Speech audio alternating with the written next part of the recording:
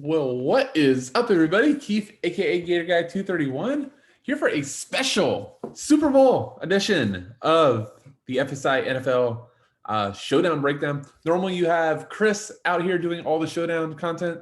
Look, for Super Bowl, we really want to blow it up. Try to give you guys as much as we can. Normally, these Showdowns are only the DK breakdown, but Fanduel has massive prizes, massive contests. They did two different types of Showdown. I'm going to break down both, which is awesome. So shout out to FanDuel.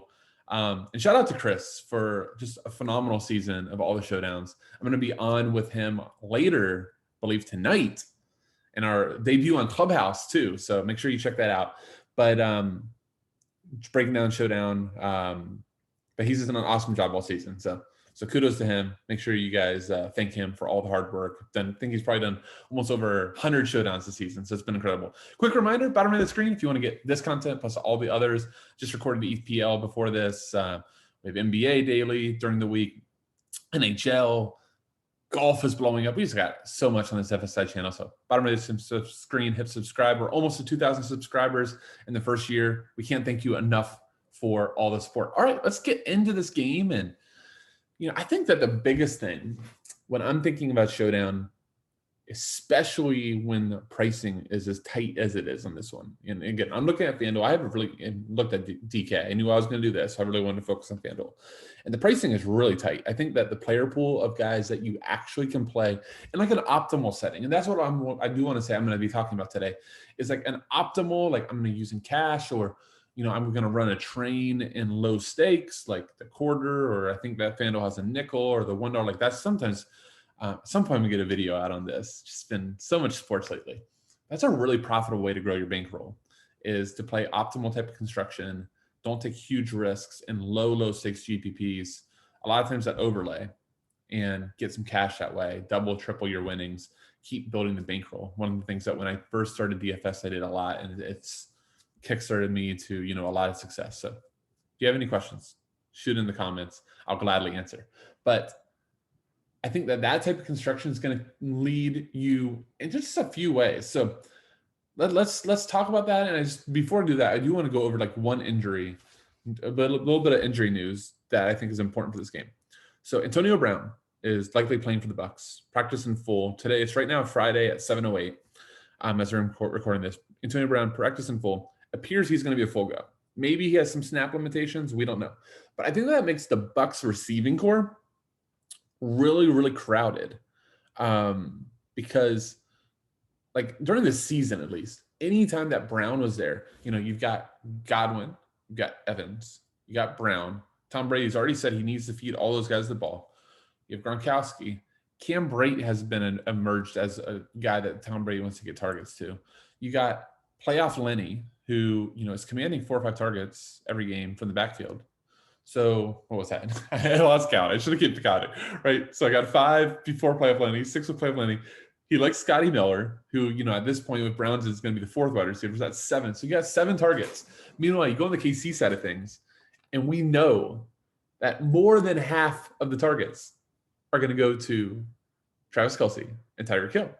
We know that Mahomes loves those two, and for good reason. Those two are awesome. So if we're looking just at condensed target share, the Kansas City side is so much easier to project than the Tampa Bay side. Now here's the real trick, and why I think even those guys we have to elevate even more. Tyreek Hill and Travis Kelce, elevate them even more than we normally would. KC's missing their left tackle. They're missing their right tackle. They're missing their left guard. So one, Pat Mahomes is going to be under some pressure. Bucs love to blitz.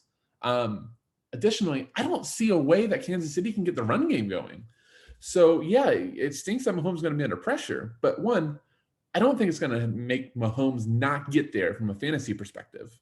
But I think it's going to make there be a lot of quick throws, which is really benefiting Travis Kelce and Tyreek Hill. And because there's no run, it's even just going to promote more targets. There's a really good chance that both Tyreek Hill and Travis Kelce have more than 12 targets on Sunday. So I think that, with that being said, love Patrick Mahomes because, the Bucs give up points. Love Travis Kelce, love Tyreek Hill. Bucs have been bad versus tight ends. And Tyreek Hill almost ended the Bucs season single-handedly The Bucs lost that game, made a comeback. I think that was a huge step for the Bucs. I live in Tampa, so I'm a huge Bucs fan. But I think that game was a huge step for the Bucs to go on the roll they did. They went a roll after that game because of the comeback after just a demoralizing first half where I don't remember the exact stat, but Tyreek Hill went for like 220, 230 yards. I just remember watching my DK screen and watching all my money and my winnings go away because they didn't have him. And I think it was pretty popular that week. So that's kind of just an overview of the injuries and how it impacts. Sammy Watkins is expected back, which I think is going to take McCole Hardman way down. He should still play, but he's down. Demarcus Robinson is out though, but you kind of have Watkins coming in, which is kind of a push. So Hardman in play, but probably more GPP. For a pure punt, I think Byron Pringle is interesting, but we'll go there in a second. All right. I think most people are going to start with Pat Mahomes, Tom Brady, right? Makes a lot of sense. Both teams are going to be pretty centered on the passing. Fanduel, we know, rewards quarterback scoring more than it rewards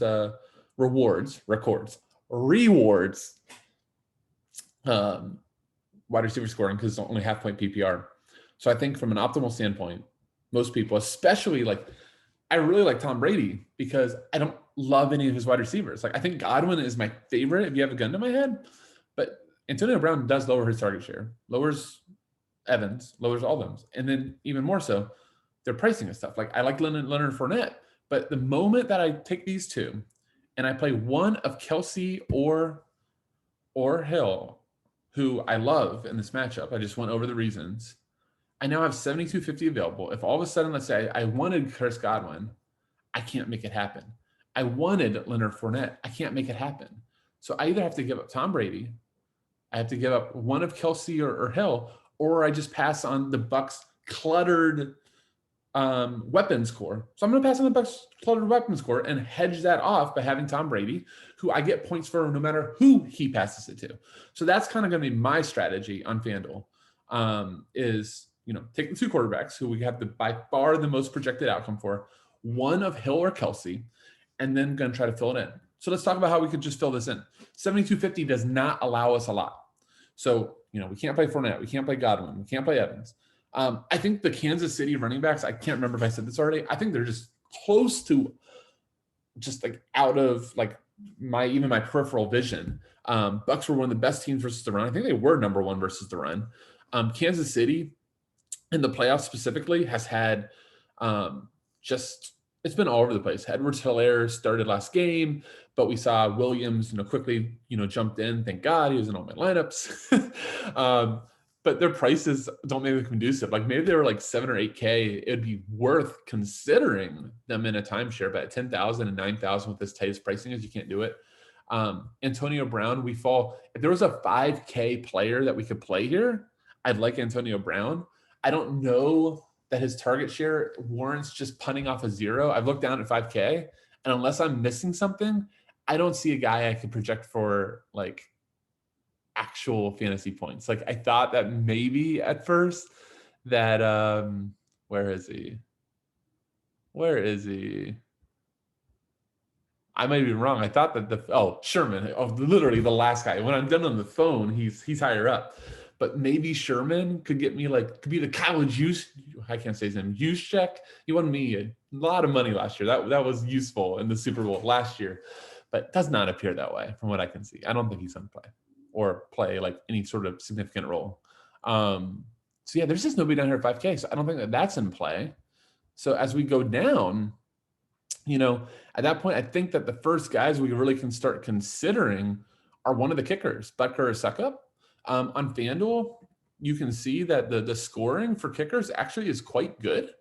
9, 12, 3, 7, 6, 8, 17. The kickers have a really good projection here in terms of, if they get 1 or 2 field goals. And, I think that most score predictions are in the 50s, that it's a 30-27 type of game either way, or 30-23 or whatever score, 35-28, all these type of scores, right? So there's going to be some extra points. So I think each kicker comes in with a floor probably close to 5. And if either one of them gets 2 or 3 field goals or a 50-yarder, you're Yahtzee. So I think that likely, and again, Tyreek Hill can be Kelsey, but then I want to play one of the kickers. Let's just throw Suckup in here. And now we have 6,000. So let's go down to the 6,000 range. There's the guy, Byron Pringle. You know, these are without Sammy Watkins in. But Sammy Watkins, before they have 5, 3, 6, 4, like Byron Pringle gets involved. So I think that this, with a guy like Pringle, could be an interesting construction. I don't know if that's the way to go, but I think it's interesting. But I kind of want to go over, so that's just like an optimal type of construction that I think some people might be interested in. I don't know if it's right or wrong, but I think that might be kind of chalky. I think kind of just maybe want to go over like who I think is underpriced at this point. So, you know, I also think that an interesting construction is doing something like this. And then, you know, there's Mike Evans. If you do like the Tampa Bay piece, if he gets in the end zone, you're in good shape. So that could be interesting. You know, Sammy Watkins, I think, is underpriced given his, trying to think of the right way to say it, given his upside. But, you know, he's going to push the ball. He's there to push a little bit more downfield. I've been noticing Tyreek and TBvsKC in the games have been doing a lot of the short routes, which makes a ton of sense, right? Get the two playmakers the ball. So I don't think I'm really on Watkins as much, especially being injured as long as he is. Hardman, 7,500 is a little bit thin, just given the construction. Gronkowski's playing a ton of snaps, doing a lot of blocking, but it would not shock me at all if they've been kind of downplaying Gronk and just let him loose here. 6,500, he's a really good play. So, you know, in that construction, I haven't played around a ton, but if you can find an extra 500 to get off Pringle to Gronk, I think that makes a ton of sense. And then here's the other, you know, elephant in the room on construction. So let's just say I'm locking Mahomes. I don't see a way I don't play Mahomes. I think I don't see a way I don't play Brady, but let's say that you really think that the Chiefs are going to win this game in a landslide. Play Kelsey, play Mahomes, and let's say you play Butker. Look at that. You leave right at Gronk. So maybe that's an onslaught thing. And look, here's the way that works too. You got to keep in mind with Showdown, there's only like so many combos that you can make. So it's not like that Tom Brady has a great game, you faded him, you're screwed. If Kelsey plus Hill either matches him or outdoes him or gives you a combo that outscores the Brady combo, then you're in great shape. So just don't, one of the hardest things for me playing Showdown is always being worried that I'm going to miss the guy that has the huge game. I think you have to worry less about missing the guy who's huge game and worry about the lineup as a whole. Like, how does the lineup come together and give you the best projected outcome? You can't go, oh man, I think Chris Godwin's in good shape, I'm just going to lock him in. But if it leaves you in spots of guys that you don't love, like that's not going to work. So you've got to like put the lineup all together and decide who, like when you go down, you go, okay, I think Pat Mahomes is going to get 25. I think, you know, sometimes like this sounds like terrible. And in the world of optimizers, I'm not an optimizer guy. I still like pen and paper. It's going to make me archaic soon. I get it. But I like doing my own kind of like mental projections that, all right, I think Mahomes is going to get this. I think Kelsey's going to get this. I mean, plug that in versus what I think the other ones are going to do. So just kind of be, you know, doing like a mental calculator. Or if you have an opto and you want to do your own projections, don't just, especially in football, don't just like download projections from a site and do it. Like, look them over. Make sure you think it makes sense, because understand projections are drawn from stats. And then, you know, you have normally a very knowledgeable guy or gal looking at them and adjusting up and down for matchup and things like that. But if you don't agree with that projection, change it. Change it. That'll immediately make you different. We're in a world that projections and optos are taking over the industry, and a lot of people are going to overlap on lineups a ton. So change them up.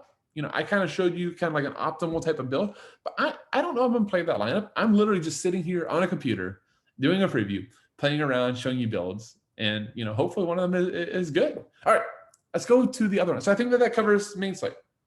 Fun. You can make some good builds. The value is your friend. You probably need to play one of them. That guy gets a couple catches or gets into the box for a TD. You are rocking and rolling. All right, let's go over to the other extra, what did they call it? They called it, I don't even have the name of it up anymore, but the extra 2 spots. So it's interesting. So let's get our 2 big guns again at the top. And let's pick, I'm going to use Hill for this, because I think for just the $500 difference, I'll take Hill. All right, 63, 63. Let's look where our kickers are. They're the same price, so let's pay one of them. 57.50. So value, all of a sudden, I think Gronk. obviously makes a lot of sense. Literally, I have not made a lineup. I'm like just clicking as I'm going. There's Pringle. So do I get the other kicker? I'm just a little bit short of their kicker. Ronald Jones, I haven't really talked about him. Fournette's the number one. Jones is going to play some running down snaps, but he's not going to catch the ball much. Maybe he gets 1 to 2 targets, maybe 8 to 10 carries. So he's viable. Like if he gets in the end zone, like then you're on the nuts here. But I think that Fournette's a superior play. It's just that Fournette is also the superior price. So, this is close, guys. You went Brady instead of Brady, you went Kelsey, then you could have double kickers. So I don't think that's crazy. Maybe you could play something around where you use Godwin, who I do think has a great matchup. Kansas City struggles for the slot. I can do suck up, and then then Gronk fits there, so that could work. Or doesn't have to be Gronk, right? If you like Pringle more, it could work. I think Tyler Johnson, I was interested in before Antonio Brown is back. So, but with Antonio Brown back, it's tougher. But yeah, so this is good. I enjoy this format. The contests aren't as big from what I saw, but it is interesting where the pricing is at, that you can do some more things, do some stacking. I think it'll be intriguing. So I guess I'll end on this. I think that on FanDuel, the biggest thing is deciding, are you going to do the 2 quarterback plus 1 Kansas City stud build, then likely a kicker or, a Watkins or a Gronk, that type of thing? Or are you going to try to do a stack? I didn't talk about Tampa Bay stack because I don't think that they're as easy for DFS. But if I didn't talk about it, and, I'm assuming normally I'm pretty decent at kind of being on the consensus of stuff, but that means it's probably not going to be as popular. So, stacking up the Bucks in a contrarian matter, maybe just running it back with Mahomes, or maybe even running it back with just like Kelsey or Hill, or just immediately fading Hill or Mahomes. I'm sorry, Brady or Mahomes is going to make you contrarian. So in cash games, you don't have to worry about being contrarian. Let other people make the mistakes. In GPP, but though, if everybody's doing one thing, try to do the other. Find an island for yourself and hopefully take down a big prize. Hopefully it's $1 million. We will be rooting for you. Thank you all so much for watching. I do hope that this helped. And if it did, make sure to give us a like, comment, subscribe, so we can keep bringing this content to you. Keith, aka Guy 231. See you.